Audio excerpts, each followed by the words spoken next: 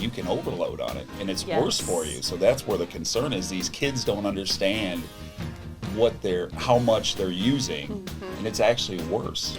Could it be because the kids have associated smoking with thinking that the smoke they inhale is bad and not realizing that the nicotine is actually the part that gets to your lungs, and that's actually Yeah, I'm sure there's an element of the unknown and lack of education. I mean, look at the reason there's so few adults smoking these days is because the education was hammered at us and hammered at us after the fad of smoking went away.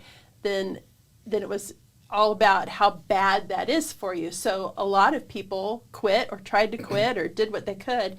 But now, since we've put so many sanctions against big tobacco, they have found loopholes and ways around it. Correct.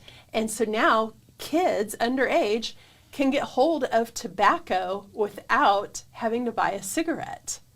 And so that's and don't what they flavor it too? and they flavor it's it. candy flavored. They make it look cool. It's in fun different ways that can be sneaky. But the real thing here is we've talked about it on this show, the mental stress that our children are under because of COVID and online, all of the different things that are happening in their lives. They're going to nicotine to try to ease that or calm that.